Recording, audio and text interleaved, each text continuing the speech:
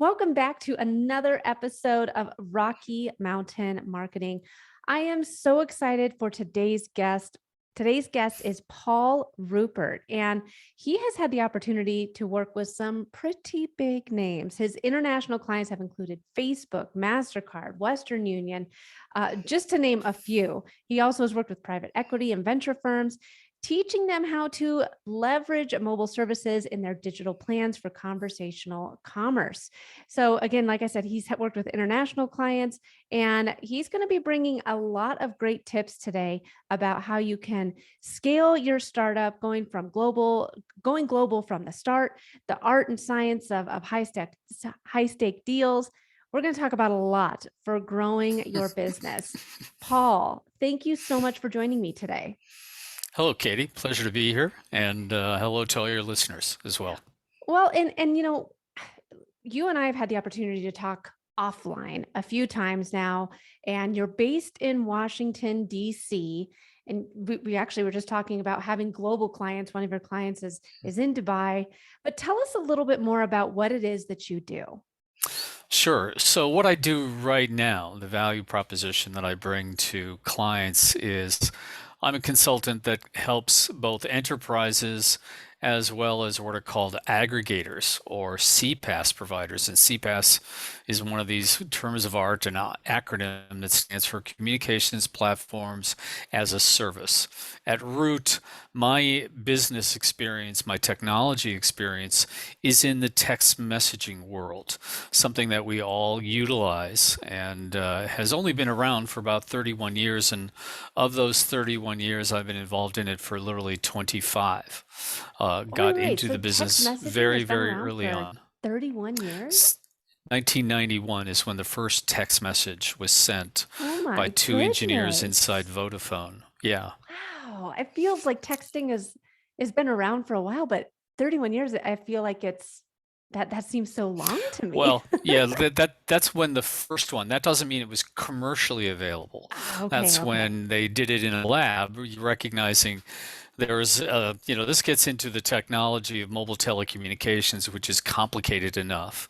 But there are layers of data that flow through the air that are all part of the mobile connectivity that we all benefit from in using a mobile phone. And a mobile phone really is a radio that sends and receives signals. And it's not really like it's going to, when you and I are talking on a mobile phone, you being in Denver, me being in Washington, D.C., it's not like some signaling is transmitting 2,000 miles. It's only transmitting about a mile and a half to a cellular tower. Okay. And that's why the business at one point was called cell phones, because they were phones that were connecting within a cell, a regional or a physical cell. And that's how this all then connects. And then once it gets received by the tower, it then goes into, the old style copper telecommunications network. And since then, it's been upgraded because this is all right now based on light fiber optics, if you will. And then that's how that is transmitted. And then if you and I were talking, because as you pointed out, my experience in the space and my clientele is really global. If we were talking and you were in Beijing and I was in, Denver, um, that then goes through the old style telephone networks that we're all used to, and it's done in milliseconds.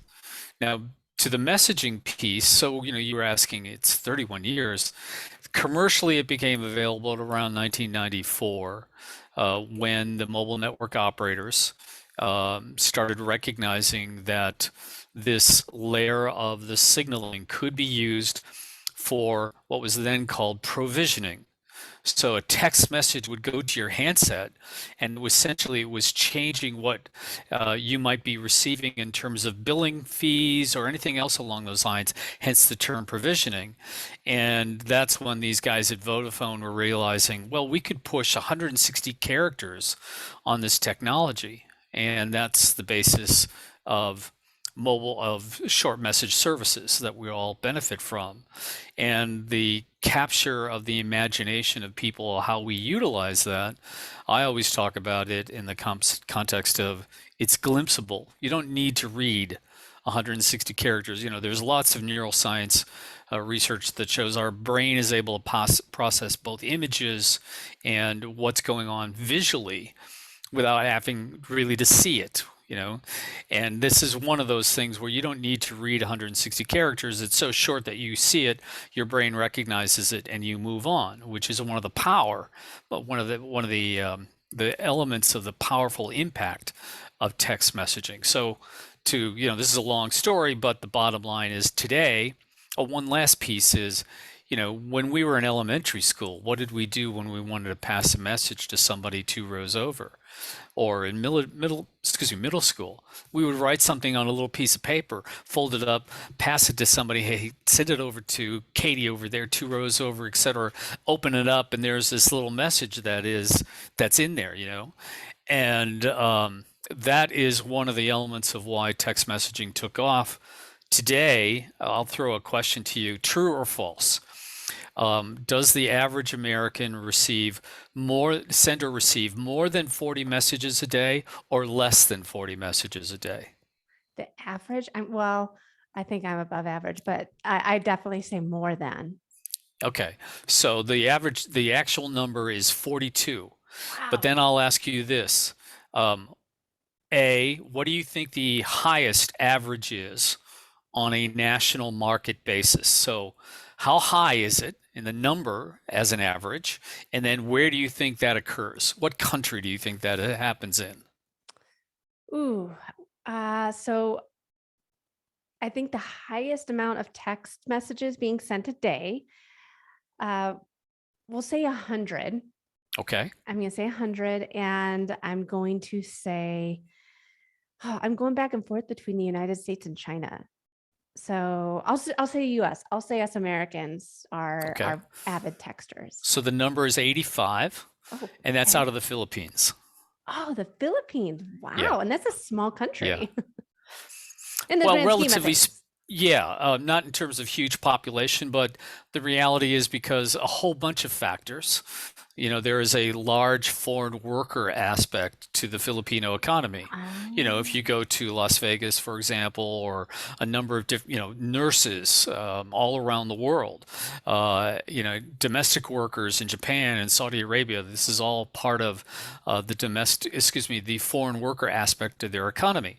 So they have friends and families that are spread out all over the world, and how do they communicate cheaply and yet effectively and quite quickly with each other? Text messaging. So that's one of the aspects of it. And I have, as a result of the businesses that I've been involved in building out the capability of mobile operators to send these messages all around the world, because there's essentially a third party, a middleman, technologically and commercially, that enables all these messages to go all around the world, because the operators, meaning mobile network operators, the cellular operators, however you want to call them, whether it be Verizon or T-Mobile or US Cellular or whatever it might be, there were companies that I was principally involved in 25 years ago where we were startups and recognized we can do this better than the operators can. And we did, because back then, text messaging, for one thing, is based on originally what's called a native GSM radio format. So GSM is the style of radio interface. But there were a lot of competition. There were a lot of technical competitors to GSM back then. So if you were thinking about, let's say, Nextel, if you remember Nextel, Yeah. and if you remember Verizon, which is still around today, and you remember T-Mobile US, which is, goes back to another company called VoiceStream. I've just gone through one standard, which was called IDEN, another standard called CDMA, which stood for CDM. So God, I'm forgetting the acronym name, but CDMA, and then GSM. And text messaging was based on the GSM radio format. It wasn't any of these others. So I was in a company that was able to come forward and say, we've got a technical solution so text messaging can flow from TDMA, from GSM to CDMA to TDMA to IDEN. Those were the predominant technological capabilities in North America, for example. So because that occurred, and because messaging started going higher and higher and higher and higher, we were at a very opportune point and in a very opportune place to be able to provide that to the mobile network operators. And today, on a global basis, we're talking about a $200 billion business globally. And then the other element is, um, we were talking about average numbers of messages sent. So last year, about 14 trillion messages were sent globally around the world. Pre-pandemic, we were at a growth rate, and keep in mind, messaging was there's a life cycle in terms of growth and plateauing. Um, Globally, we were growing at about 8% per year. Now, because of the pandemic and post-pandemic, projections are the growth rate is going to be around 30 to 40%, depending what country you're in and various types of use cases. So not only you and I messaging, but now you and enterprises, you and firms, you and companies. And those companies could be your hair salon stylist, or it could be United Airlines. It could be, which I get text messages from both United Airlines and my hairstylist. That's right. Exactly. So this is the power of this communications platform and how it can be utilized in a variety of different scenarios. And that's what I do. I help companies like MasterCard, as well as the aggregators themselves, that they're called the CPaaS providers. And that includes companies like Cineverse or Twilio, other companies around the world, including Infobip, which started in Croatia, all these other players. And I help them to be able to provide more competitive strategies, but I also help the guys like at MasterCard and Facebook and others how to be able to leverage messaging more effectively for their end customers, consumers, you and I. I love it because I know, as somebody, like I said earlier, I will definitely respond to someone leaving me a voicemail with a text message. It's a lot, even though look at me, I'm recording a podcast, I'm avid with social audio, I'm a speaker, but I love text messaging because I feel like it's just faster. Like you said before, I love You're right. we're 160 characters and we don't necessarily need to read it. We can just look at it and get the gist of it, essentially, Yeah, right? it's expanded beyond the 160 now, but that was a great way of having everybody get trained and utilizing the service. And then technologically, we were able to advance it, much more. You can have a very, very long text that's what's called concatenated and being able to deliver to you through the ether in a number of different packets and all the technology that goes on behind it. But on average, about 98% of text messages are opened, and they're usually opened within 3% or 3 minutes. And that compares to the fact of email, for example. Average opening rate for an email is at about 3 days. Yeah. So, this is a very intimate communications platform, very personal in the context of how we utilize it and the prioritization that we provide to it as a telecommunications platform.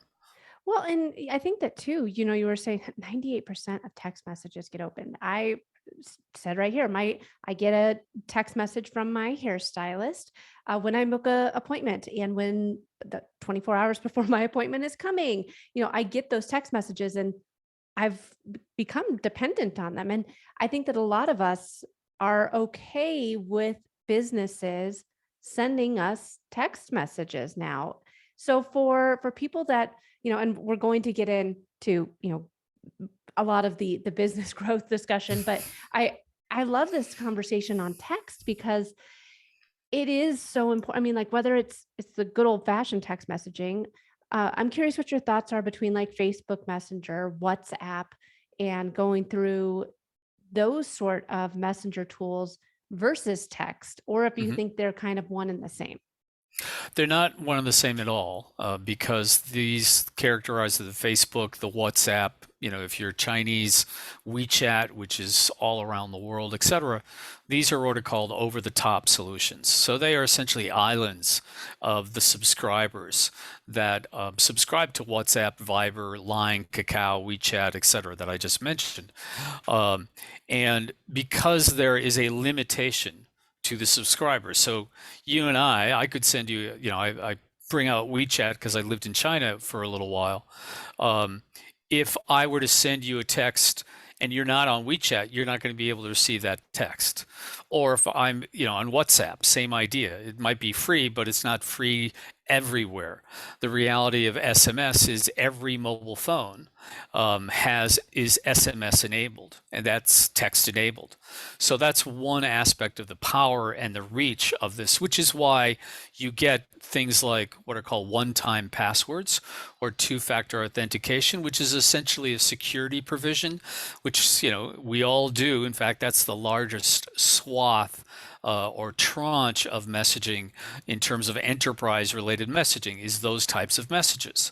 And they're in the trillions as well. So when you get a check as to please validate your identity by confirming this text code that was just sent to your mobile handset.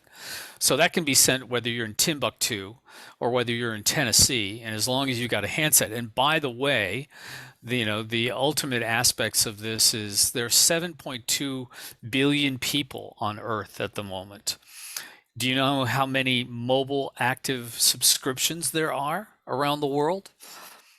Well, now I was going to say like maybe 5 billion, Yeah. but now I think you're going to throw me for a loop here. Yeah, exactly. This is a trick question. 15.9 billion subscribers or active handsets, I Because should people say. have more than one phone. That's right. And many people have more than two phones. Yeah, Back to I these can hardly keep active, up with one. yeah. In some other areas around the world, it's a very different dynamic. So my point in all this is it just speaks to the power of SMS as universally available and universally enabled. And then the last piece is, as we've been talking about what's called enterprise related messaging or application to person messaging, which is essentially a computer to a person. It's you dealing with your firms, your customer care, all these things that we've been talking about, telehealth, whatever. There are all kinds of different use cases that can be applied here. The estimate is that only about 6% of the world's businesses utilize text messaging Why do as you think part that of is? their.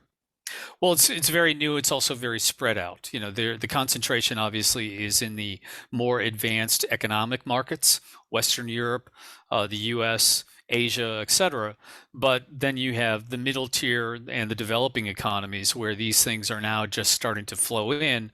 And even in the context of you look at the growth rates of various countries, the fastest growth rates for mobile telephony right now is sub-Saharan Africa. So this is finally getting down to the point where it's affordable, where handsets are not $1,000 like we utilize, with an Apple iPhone or a Samsung phone. The reality there is that there are various types of provisions that you can get even smartphones for about $75.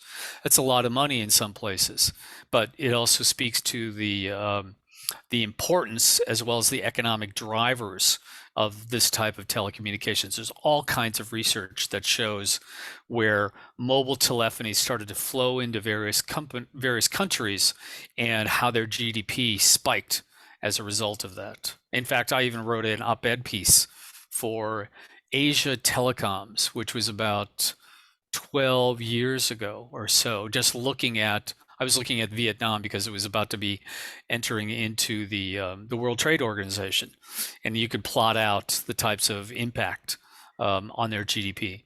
Well, and Paul, I work in social media, Hmm. and I love the fact that there's, I think 4.8 billion people on social media in some regards, whether it's LinkedIn, Facebook, Instagram, TikTok, whatever.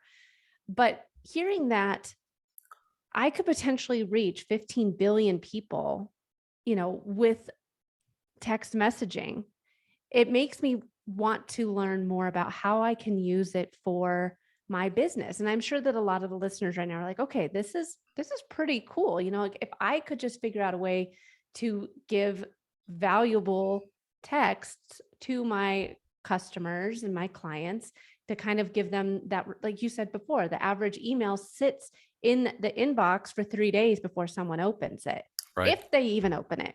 So it seems like text message marketing is a great strategy to start looking Absolutely, no into. question about it. Yeah, and there are a number of companies that have been grown over the course of the last 10 to 15 years who are focusing on the space.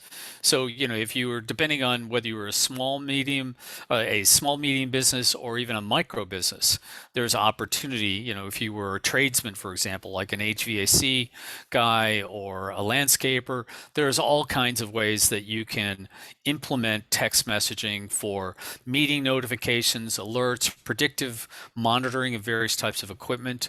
It really is driven by your particular use case. And that's why I say, just as you were mentioning hair salon, same with me. When I get my hair cut, the guy who cuts my hair, he has a service that, we confirm verbally, but then I get a reminder of that day or a reminder from my calendar that can be then embedded in my calendar via text message solution. So lots of different ways to skin the cat, if you will.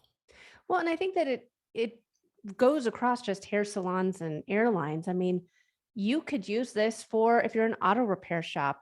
You could use this, if you're a real estate agent, and send those weekly open house updates or whatever. I mean, there's a lot of opportunities that you could use. And I mean, I'm curious what your Insurance companies, believe it or not.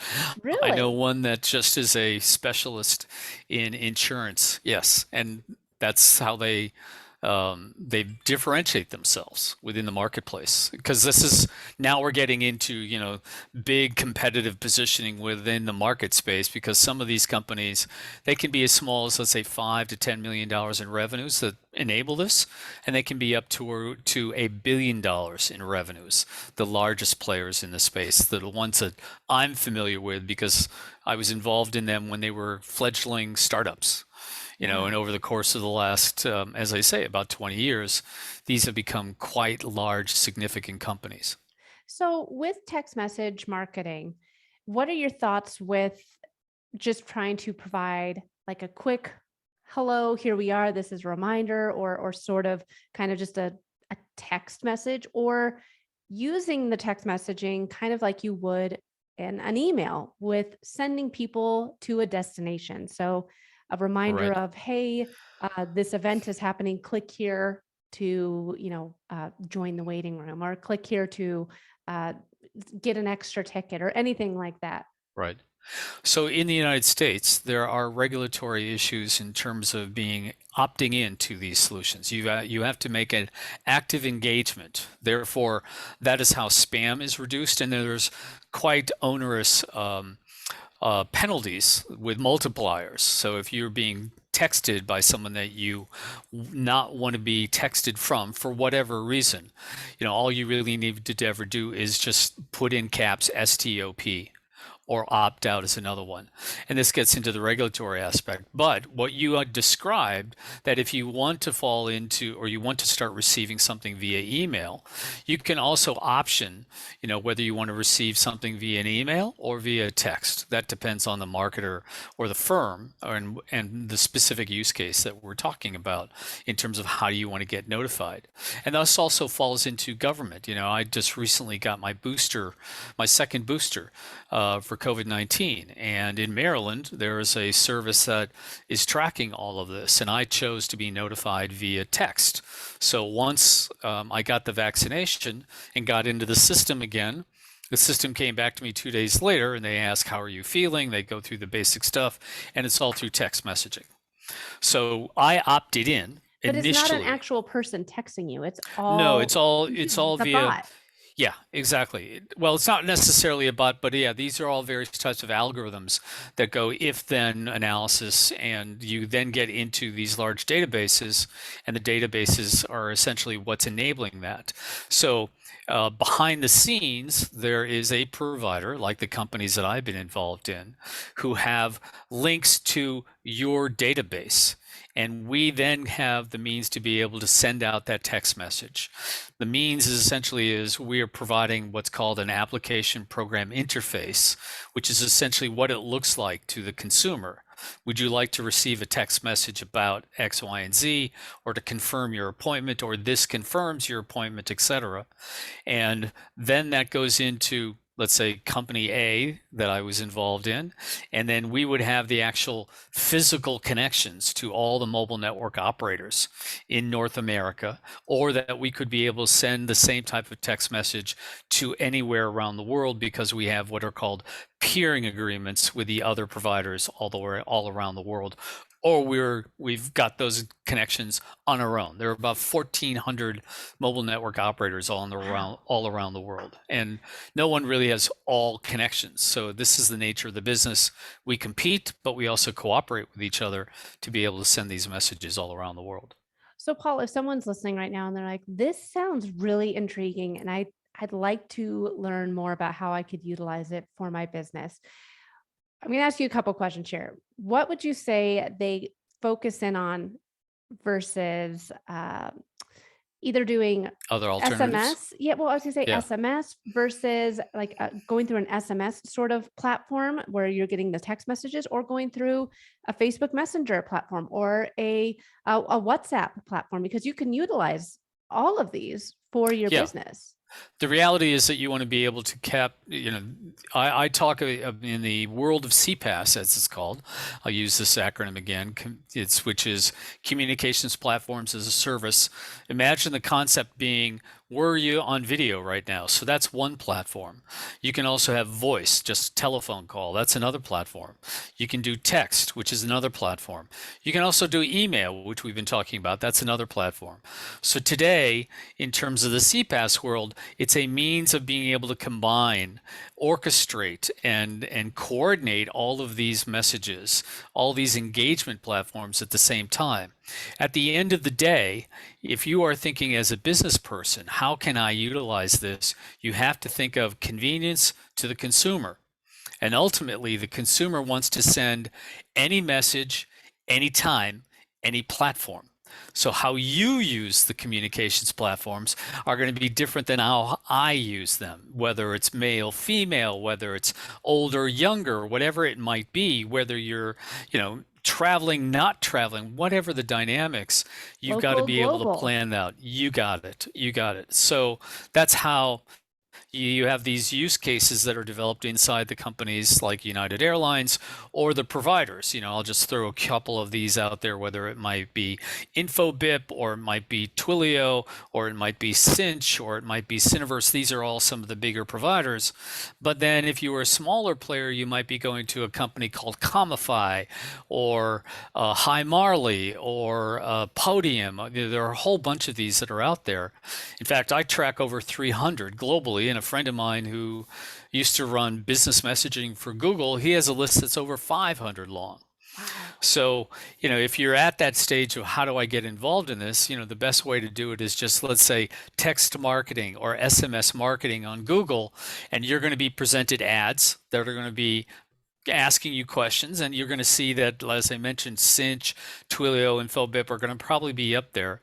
But also because of your geographic location, you'll probably see some others. It all depends on where you want to dive into. And, I could go through, like I say, there are about 20 that I look at on a global basis, but there are far more than just that. The company that I mentioned, Comify, for example, is about $100 million revenue company out of the UK. They just bought another company in the US. Same dynamic relative to the company I mentioned, Infobip, started in Croatia. Now they've acquired other companies in the US and then are growing very quickly. Twilio is a very, very well-known company that not really is in the space, but utilizes text messaging to the nth degree from their inception. They essentially provide communications capabilities to application developers. I mean, this gets into the bits and bytes of how all this works, which is kind of boring. But I'm a commercial guy. I'm not a technologist. So, Well, man, this has been such an awesome conversation. And I think that with everything that we've talked about today, it's the biggest takeaway that I have is that text messaging marketing is a great way to have instant access to your clients and customers. yeah. And it's not necessarily a great, lead magnet sort of marketing tool of trying to get in front of new customers, but it's a great nurture way to help guide your customers through the customer journey, and give them the support. Right. Customer journey, customer experience. That is where let's say, the heat in the market is right now. Because if you just think back, let's say 10 years ago, or let's say 20 years or so, um, all of the interfacing that we did to try to have a customer engagement, let's say scheduling your cable installation or trying to resolve a telephone bill or something like that. What did you do? You made a telephone call and you made a voice call into a call center. And the call center initially would be in the States, but then it was moved all around the world. We were talking about the Philippines or India, whatever it might be. And there's actually a human being that's trying to resolve that. Now that is being shifted into text messaging.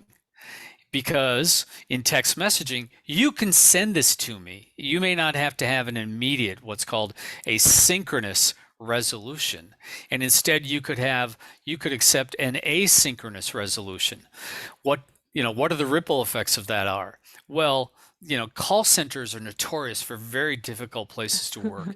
Most of them have 100% turnover in 90 days. Oh But if you're able to make that less intense, so that resolution doesn't need to be done immediately, i.e. through text messaging, you could have sent me, let's say to company B, regarding an issue on your scheduling. All that could be done either through a human being later or through an artificial intelligence solution.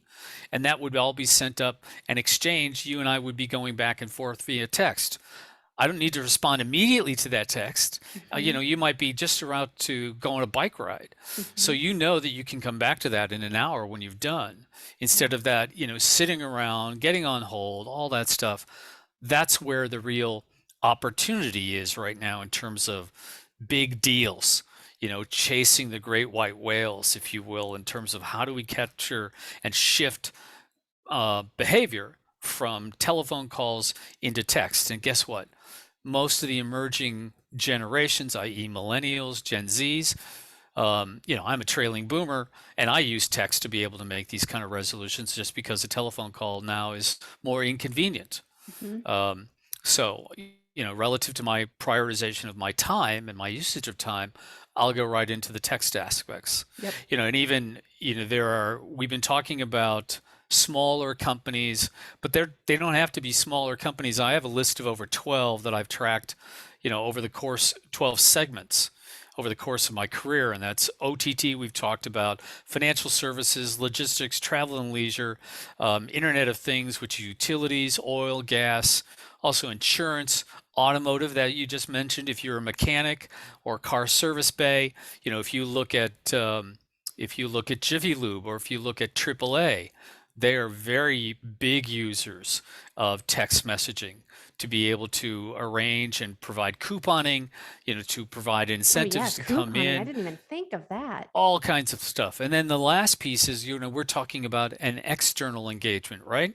When I say external, it's a company to consumer.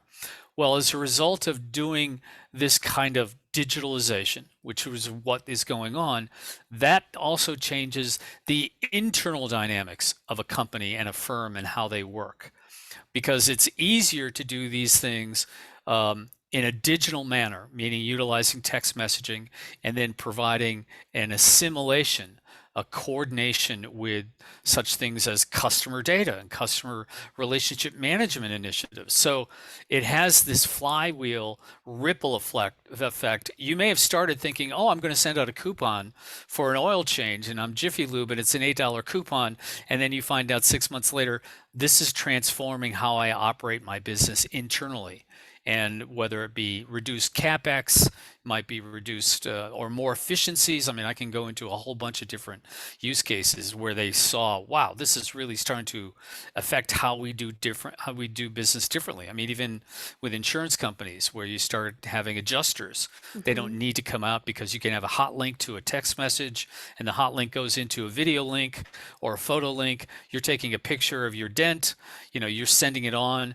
What did you just do? That's exactly what happened when my husband got rear-ended. We had to go through Geico, and we did this whole text messaging of him taking pictures and texting it off. You got it. And instead of having a claims adjuster, or somebody who's going to inspect the damage like you did in the old days, either drive it to the repair shop, or somebody coming to your house and whatever, and it's like they're in the fifth meeting of the day, and all of the efficiencies around this, and you still have a human interface that's looking at all Hmm. this, and that just makes things so much more efficient.